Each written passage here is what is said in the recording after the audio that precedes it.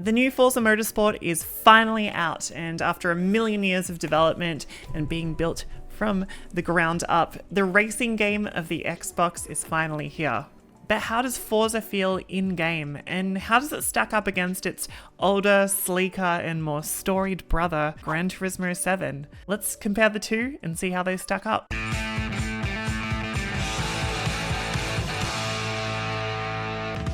Today we'll be going through the key physics differences of the new Forza Motorsport and Gran Turismo 7, and we'll be seeing how they both feel on a controller, on a wheel, and how the game deals with bringing a car to the edge of grip and over it and getting sideways.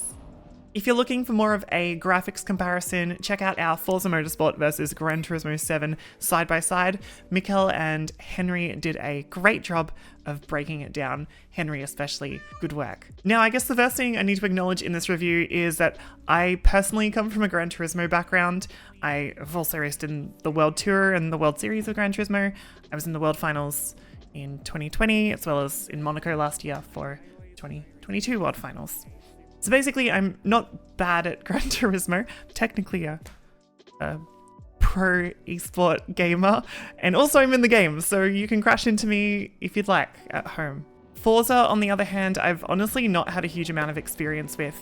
I did spend a bit of time playing the previous game in the Le Mans virtual esport series, whatever it was called, but I've never actually sat down and played through the career mode or Builders Cup. This Forza is my first time actually getting into the game and trying to get a feel of it. I've spent many hours on it since launch trying to get a vibe, and I'm still not esports or anything. I'm still learning the game, so my opinions on the feel of it are coming more from an outsider to the series. Let's get stuck into the comparison though, and I'll be breaking this down with a controller versus controller comparison and a wheel versus wheel comparison. To start with, let's go with the controller, and I'll be taking out the Ford Mustang for some skids around Watkins Glen, a combo that's in both games. It's a very freedom combo, very American. So my first impressions of Forza on controller is there is understeer. So there's lots of understeer, so much that you're just struggling to get the car turned into each corner. Apparently the understeer can be tuned out for each car with setup, and we do have a guide for setup on Forza, but every car in Forza that I've driven does this, and the fact that I have to dial in less understeer with setup changes to work, I'm not a huge fan of. With the controller settings as well, I have been playing around with both the normal steering and the simulation steering settings. I'm sure there is more differences between these two, but the main thing that I've felt is the steering rate into corners.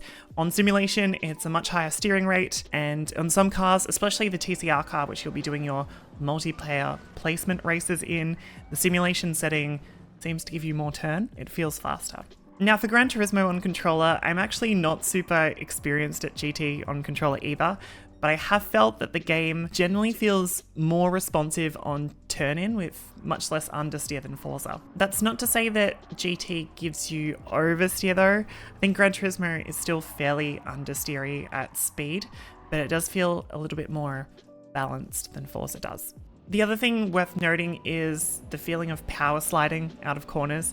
Forza feels a lot more manageable when sliding out of corners. You can kind of keep the throttle pinned and hold the thing sideways using the steering to kind of keep the car from spinning out.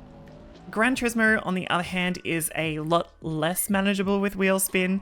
In a fast enough car class in GT, the car will basically instantly snap if you get wheel spin. And in the Mustang, I did find that it is possible to hold the throttle down and slide the car, but it's much, much more difficult than Forza. The best option is actually to get out of the throttle and actually control your throttle inputs to get the car straight again and balance the slide. GT is more difficult when it comes to managing that wheel spin out of corners, but that doesn't necessarily make it better. It just has different things to control when you compare it against Forza. Now jumping over to the wheel, I'm using Joe's settings for Forza. We've done so many Forza videos, and I haven't actually used the default force feedback settings, but apparently they're pretty junk, so I'm jumping straight to the good ones. I'm also using my trusty Logitech Direct Drive. It's kind of the best of both worlds. It's not a Direct Force Pro, but it's not a G27. It's somewhere in between. Once in Forza, the car kind of feels surprisingly nice on the wheel. You do get a much better feel of the front tires than on controller, and you get way more of an idea of where to brake and turn in. It feels like I've just got more feel in the front end. The feeling of the car is heavy, but you can feel it kind of want to break away. The force feedback of the car sliding once it does get sideways though is fairly light, but not non-existent. It's kind of like a smooth transition from kind of like gripping up as you're starting to slide and then kind of slowly going away as you get sideways.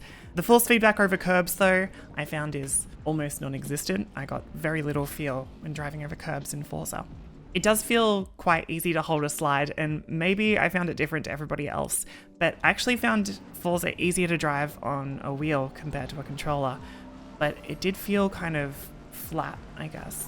I didn't get the same rush driving on the road, and the game didn't feel as exciting as it did on controller. On controller, I felt things like throwing a front wheel drive car into a corner and feeling the rear stepping out on entry under brakes. It felt really interesting, whilst on wheel, that feeling was a little bit muted. Now, for Gran Turismo, wheel is my standard, and while I'll be honest, I love the wheel feel, sometimes there's some stuff in GT that could be a lot better. The most obvious example of this is being able to feel the car on the edge of grip. This is something I found when I was originally practicing Gran Turismo, coming from my original iRacing background, and some other drivers who have done the same thing, gone from PC sims to Gran Turismo, have found the same. It's really, really difficult to feel when the car is about to break loose. The force feedback feel in Gran Turismo is good at showing off the understeer. I can really feel the front end grip, but I almost have no warning of when the rear is about to go. And in Gran Turismo, you absolutely hemorrhage time and the tire when the car gets sideways. In iRacing or ACC, for example, you can have a really quick catch of the car and you can keep kind of on your lap time. But if you do slide it in GT, it's lap over instantly. You lose like a second and you just have such limited feel of the car sliding. It's like the wheel goes completely light and the force feedback disappears and you just kind of have to guess how much lock to put into it. Comparing Forza and Gran Turismo on a wheel though, Forza, it definitely feels heavier on wheel, and there is kind of I would say a stronger difference between the car gripping and sliding. So you get consistent force feedback, but you also find yourself kind of getting sideways sometimes and not losing time. It feels like you can slide a car in Forza and get away with it and still be fast. Well, on GT7, the moment the car breaks loose, the wheel goes light, you get no feeling, and you just hemorrhage time.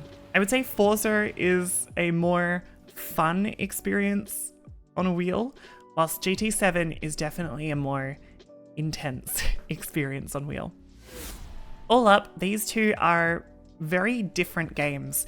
I think they get categorized together really often as they're both flagship racing titles for the two major consoles, but honestly, they feel worlds apart at times. Maybe a hot take, but I think there is as much of a difference between Gran Turismo and iRacing as there is between Gran Turismo and Forza and iRacing. The way the cars move, the way you find time, it's honestly way more different between these games than I think people give them credit.